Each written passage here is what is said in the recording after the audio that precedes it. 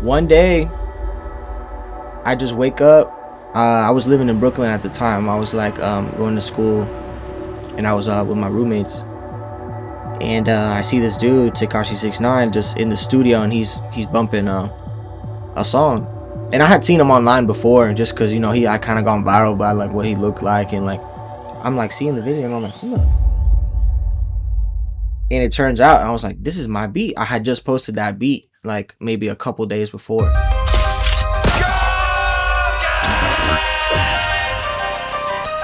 Award-winning producer Koncept P with multiple gold and platinum records.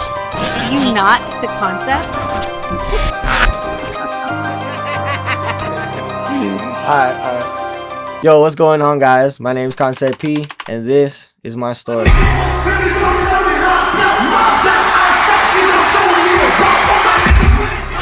Yo, we here with Koncept P, you know what I'm saying? Right now, the most fire producer in the game, bro. Yo. Hits. Ooh, big hits on the way. Hey, bro, I fuck with everything you be sending me. I be doing all these bitches too. You gotta get in the studio with me one time. Koncept P, these be knocking. Yeah.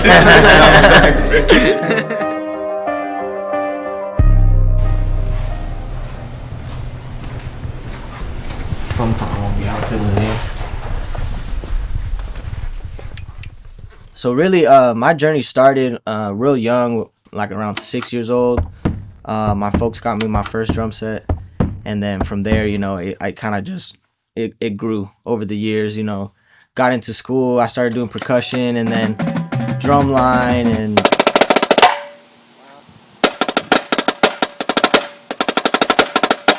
I was in jazz bands, and by the time I graduated high school, I kind of already knew technology was already to that point where it was just like, okay, you can make music on computers, and it's like not, a really big hassle to like make it happen. So from there, I kind of started shifting my interest from going from the drum kit straight, and putting it into a computer and like come up with my own ideas on the computer. That to me was like almost impossible to think of at the time. So when I started doing it, like I knew like, okay, that's what I want to like pursue, and that's what I want to do in life. I think for me, it was all really about persistence. So once I started making music, I didn't really have like a set goal of, okay, I'm gonna get this beat. My first beats, I wasn't worried about getting them to artists. I was just having fun. I kept doing it, and as I saw like the industry grow, I saw like people like Metro Boomin and like all these like other dudes like really just like making, like paving the way for a lot of other people. I didn't know how or when I was gonna get there, but like I knew I wanted to try, and from there I tried like as many avenues as I could just to try to get my foot in the door. And eventually it just, once you persist at something, like eventually something gives out. So really the early days for me of making beats was all about just trying new things, like getting out of my comfort zone with sounds, and just experimenting, like finding, really it came down to finding my own workflow. Because for me, it was all about workflow, and just, man, I was just hungry. I was hungry for something to happen. So I was just, from the time I wake up to the time I was going to sleep, if I didn't have anything to do that day, I was making beats. Like I literally was in my mom's apartment. I slept on like a IKEA futon, and I would like have sessions there during the day. Like I would have people pull up, and I would record people for like $25 an hour. I was posting beats on YouTube every day. I didn't care how many views they got, seeing what happened. And then one day, I just wake up. I was living in Brooklyn at the time. I was like going to school, and I was with my roommates. And I see this dude, Tekashi 6ix9ine, just in the studio, and he's bumping a song. And I had seen him online before, just because I kind of gone viral by like what he looked like, and like he had a song called Gummo, like already kind of going crazy. And I'm like seeing the video, and I'm like, and it turns out, I was like, this is my beat. All my niggas really gang bang, talk that damn slang. Rap about just posted that beat like maybe a couple days before. So I'm like excited. I'm showing them. I'm like, yo, like this is like, this could be good. Like, but my next thought was like, okay, like, what if they don't reach out? Like, what do I got to do now? So I was really in the dark. I didn't have any attorneys, anything like that. So like, it was a big like splash into the deep end. So looking back, like I'm glad it happened the way it did, because it kind of forced me to like, you know, be on 10. But yeah, it was like a big learning moment for me, like just learning how like the industry, kind of the inner workings of the industry and the importance of relationships. And you know, there's the other side of being a producer that like a lot of people don't see. I feel like I didn't get like the experience that some other producers get, because it was almost like all the stars aligned up for me. So like, I was living in Brooklyn, 6ix9ine was going crazy. They wanted to drop the song, and they ended up emailing, and they were like, yo, like whenever we're in your city, this, that, and the third, let us know, and we'll like get a studio session or something. I'm like, I'm in Brooklyn, you know, so we can do something. Long story short, they invite me to the video shoot. I go, I meet him, all this. Here we with the latest producer in the fucking game right now. Watch you change the fucking game. We produce the hottest shit out. Let's go. It's gonna be big. It's gonna be big. It's crazy, guys. He came up to me. Hey, what's up? What's up? Y'all produce that shit. I'm like, oh shit.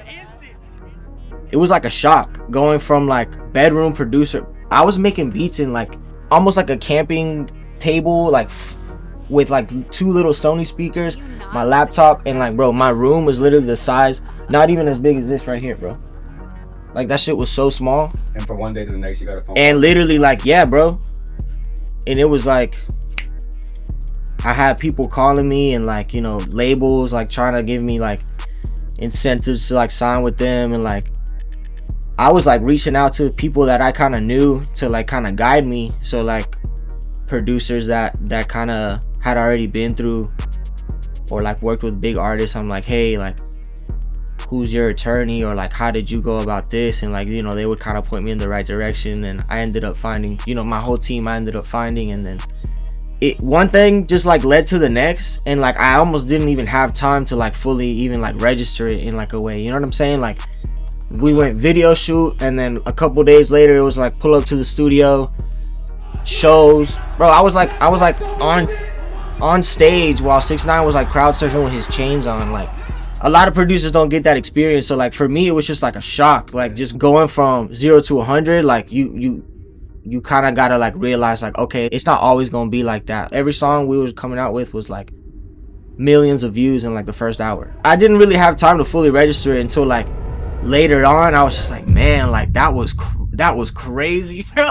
Like, you know what I'm saying? Like what the hell? Like, that's crazy. The way I found out we went gold was I really woke up to it, and I'm like, you know, like I'm just now waking up. I'm like rubbing my eyes. I'm like, what the?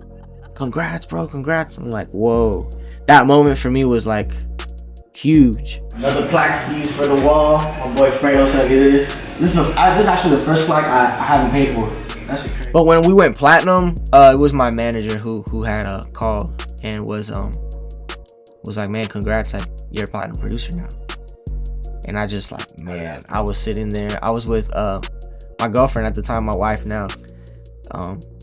We were at her place, and I just like sat there, and we were just like hugging each other. I was like, man, like that was a great moment. RIAA, I've had maybe like a handful. Billboard plaques, I couldn't even tell you. You gonna get all of them done? Nah. That's too much bread, bro. We gotta pay for that. So like, I'm not trying to spend that much money. But who knows? Maybe one day I just wake up and decide like, you know what, I want one of my plaques. They're like really trophies at the end of the day though, so it's not like the accomplishments are already done. That's really there just for you to look at and be like, pat yourself on the back and be like, yeah, you did a good job. After that, I linked it up with Megan Thee Stallion and like Fredo Bang. I locked in with them. I was working with them pretty close. So I did Ooh for Fredo Bang, a couple other ones for him around that time. And then I did one for Megan Thee Stallion called Hood Rat Shit. And then I have a track with Lil Wayne. That one was a big moment for me because that was just like, it's Lil Wayne, like, you know. I had a song called Pissy with Gucci Mane, Roddy Ricch, and Nardo Wick last year. I have some other stuff with Tory Lanez though, and ESTG. That one's called Tuh. That one's pretty hard. Just had one with Future. I did my homework, put in my own work 1,000. I got niggas flying on jets out public houses. Like, when I tell you, I've played this shit so many times since this came out, bro. I'm sure.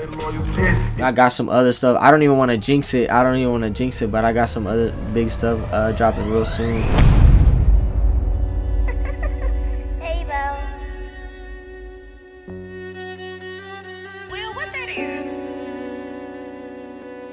Not get the concept?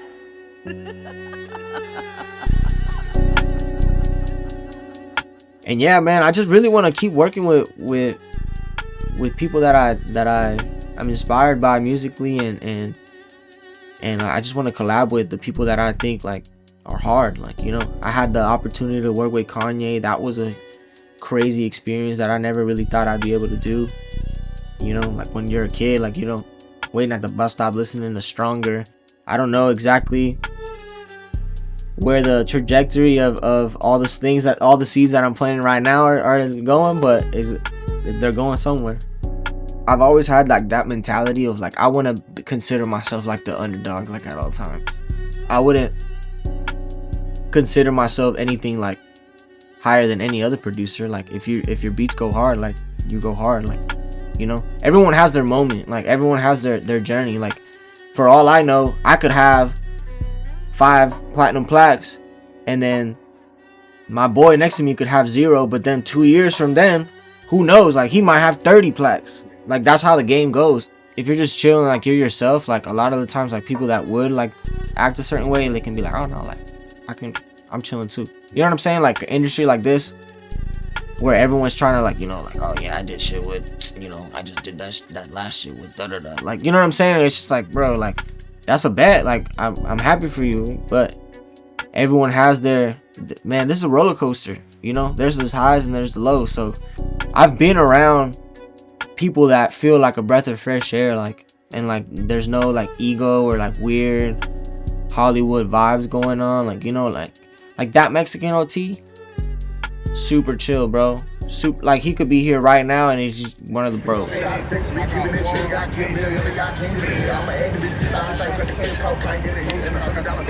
Chilling, you know, like my boy, like Lil Bubba, like all these like artists like that I've like came across, especially here in Houston, like, bro, like I'm around them and I feel like I'm just like with the high school homies. You know what I'm saying? Like just cause, you know, like it just feels genuine. Like when you have a vibe like that, like that's when you make like the best type of music. So whenever I have like big plays and big songs come out, I like almost use like that momentum to like keep me going, you know. So I just get inspired. I'm hype about the songs, and I just I keep it moving.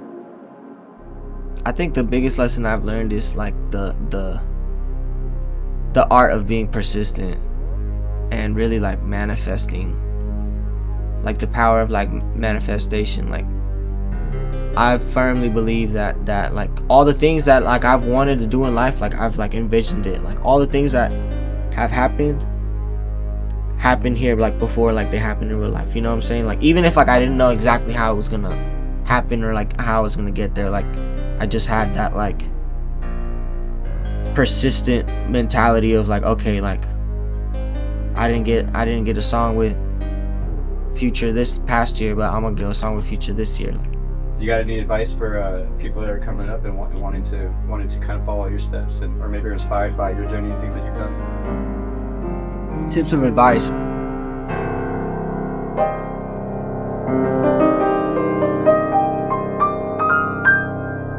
Learn to fall in love with the journey.